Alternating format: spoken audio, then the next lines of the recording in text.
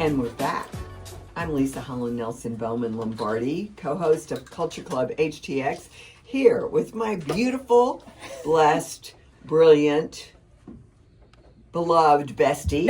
Okay. All five. All five. And then, who might you be? Shavonnah Schreiber, the other half of Culture Club HTX, and here in our business segment. With this incredible guest. Yes. We're so excited to have Kristen Florendo with us. Yay. Yay. Welcome, Kristen. We're so Thank happy that you're you. here. So, Leisa, you're the bio. Kristen is a Houston-based content creator, entrepreneur, and co-founder of Illustrious Influence Media, a boutique social media agency. After pivoting from a career path in medicine, wow, that's a big pivot. I know. Kristen found her voice Interesting. and her audience through high-impact user-generated content. She now works with major brands and mentors aspiring creators looking to monetize their content and grow in the digital space. Just tell me about this. Let's just explain what I just described. Well, so number one, thank you so much for being here. And number two, super interesting journey. And when we actually met at an event at She Space. Yes. And when we started to talk and you started to tell me about your journey and I mentioned the show, I was like, okay, we have to have you on the show. Because as you explained it to me, I thought this is fascinating. So briefly walk us through your journey. How did you go from pursuing medicine to being a content creator? Yes. Okay. So I am a Filipino American. I was born and raised here in Houston, Texas. And, you know, being in like an Asian culture, it's all about medicine. I grew up seeing medicine around me. Like my mom, she's a registered nurse. My brother's a nurse practitioner. So that's all I knew. So I was like, okay, I'll pursue a career in medicine. And I was on the path to becoming a physician assistant. I went to college. I did all the prereqs and stuff like that. And actually during college, I started posting content on social media just for fun because I always had that creative side in me. Like I always like to film, edit content. I love storytelling. So I started posting on social media, and I was not only doing my prereqs in college, I was also working as a medical assistant part-time. And then eventually I learned about UGC. So I was like, okay, cool. I can monetize off my content without needing such a big following. So I continued posting on social media while being in college and while working as a medical assistant. And eventually some of my videos ended up going viral, specifically on TikTok. And that's when I had a lot of like my opportunities come in. Like I had brands reaching out to me, asking me to create UGC content for them. And I was like, okay, wow, this is for real. Like it was really eye-opening, and that made me realize that I can really pursue this as my career. So I ended up graduating college. Where'd you go to school? Oh, I went to the University of Houston. Go Cougs. Yay! Magical Cougs. Yeah. Go Cougs. So yeah, I went to University of Houston. I graduated and I continued working as a medical assistant because I was still unsure, but eventually me being a content creator, it became full-time because I was just getting more brand deals, I was getting more opportunities, and then I decided to just take a step back from pursuing medicine, and I decided to do this content full-time. So I've been a full-time UGC creator since, and also micro-influencer, and I even opened and co-founded a social media marketing So how long have agency. you been a content creator?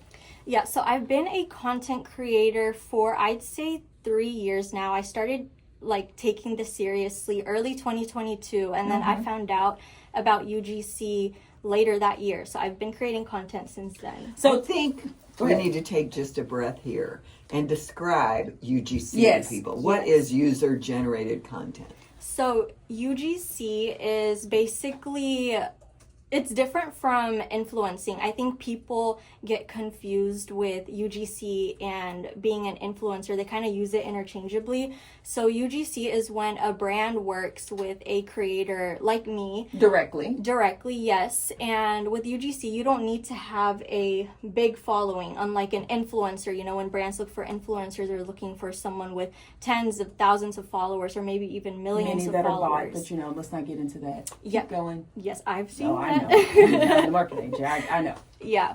So with UGC, you don't need a big following, and brands typically use UGC if they really want to have content and creators that can make them content that feels authentic. Because, you know, with influencers, it can come off as very salesy, especially now. Like, people can see through things. So UGC is just very authentic. It gives an organic feel to the content and really builds trust and social proof. So, for example, one of the things that you told me when we talked about this is, say I had a food delivery company. Now, I could go out and get JJ Watt, let's say, for example, to be my influencer. But JJ Watt has a cook. So the truth is, anyone who's watching that knows that JJ Watt is not using my delivery service properly. But a normal person, or you, a person who's generating content, that makes it more believable, and to your point, social proof, more authentic. And so then if I'm consuming that content, I'm more likely to trust. So it's all these subtle things that people don't say on the nose, but it's like, I trust this brand more because they're using real people versus a celebrity that I know they paid to do it that may not even be using their thing. And I know that on some level. So you're saying that basically companies who are looking to get closer to the customer, we're just talking about this, are picking user-generated content over sort of traditional influencer marketing. That's been your experience. Yes, basically, yeah. Because if you see JJ Watt promoting HelloFresh, you're going to be like, okay, yeah, I know he has a chef. I highly doubt he's using that. But if you use someone like me, like an everyday person, or even other creators, it just gives more of that real feeling. Like, it's not fake. It's more organic. And social proof, as you mentioned. So can you talk about any of the brands that you work with? Or can you talk, if not brands specifically, can you talk about the industries or the genres of space? Yeah, so me personally, as a UGC creator, I don't like to limit myself to one niche. I've worked with a bunch of different industries, from fashion, beauty, skincare, health and wellness, even AI tech, and even a pet brand like I was discussing with you at She Space. And some brands that I work with specifically was Sally Beauty, Madison Reed, and even Topicals, just to name a few. So I've worked with a variety, and I really love it that way too. I feel like I learned so much from working in different industries. So talk about what are you doing? I mean, like, where is your content appearing? Is it in print ads? Where is it? Social media? You know? Yeah, so the UGC I create, most of the time the brands use it to post on their social media pages. And I've also had brands where they post it specifically for paid ads. Like, I've had a brand do this thing called whitelisting, where they use my content and they run ads on Instagram. So it appears as though I posted it, but I never really posted it. So my content appears in a variety of formats, more so just social media related. But so a lot of time it's you saying this for the brand. Yes. Always, right? That's the whole idea of the user-generated content. And what's interesting is, I think it's so, I have so many thoughts about the lack of authenticity in the world in general, but it's interesting because I knew this years ago. You go to a page and someone has 147,000 followers, but their engagement rate is tiny. I know that those followers I know for a fact, right? And to your point about brands and just individuals being kind of hip to that, like, wait a minute, what people care more about, Tim Ferriss famously said this, you could grow a almost $1 billion business with 100 dedicated raving fans. You don't need volumes and volumes and volumes of people. You need people who are actually going to buy the thing and tell people about it. And I feel like as brands move to this user-generated content lane, it's the ones that kind of get that are starting to see, like, wait a minute, what's going to make the most sense? Because I paid the influencer $10,000 to do the thing, but I can't track that to an ROI. But I can, if I'm doing user-generated content, I can track it directly to an ROI, because your engagement is probably higher than those that have more followers, because you're a real person, if that makes sense. Okay, so from a business standpoint, since you've been doing this for 3 years, what advice would you give? You have a business, because Leisa, I know we talk about this, businesses say, okay, I want to expand my brand, and I am looking to either use an influencer, or that's probably what most people say because they're not as familiar with user-generated content. So what advice, Kristen, would you give a brand that is starting up for them to consider before they make the decision, influencer versus UGC? Yeah, so I'd say that if a brand wants to utilize an influencer's audience already, then go the influencer route. Because, an influencer, they already have a community, they have a big following. So if a brand wants to specifically engage that specific audience, let me give an example. Do you both know who Nara Smith is? She's like a very big social media person. I have no clue, but I No, me know. either. Yeah, so But she's that's okay. basically well known on TikTok For for like what? Oh, I don't even have a creating TikTok. things Yeah, from me either. scratch. So she Like blew food? up Nara Smith. like food specifically, but the joke is she creates everything from scratch. So Marc Jacobs reached out to her and created a campaign where she created a bag from scratch. So they were utilizing her audience and the trend with her. Or her brand. Her brand Yeah, is her from scratch, and yeah. so that matched with Marc Yeah, her Jacobs. personal brand was like, Oh, oh yeah, I that's create interesting. everything from scratch. So Marc Jacobs was like, okay, I want to use that influencer. So that is when I feel like a brand should use an influencer. It's basically just if you want to use that influencer's community. But I think that goes back to what you're saying about authenticity, because Marc Jacobs didn't reach out to her about doing something on AI.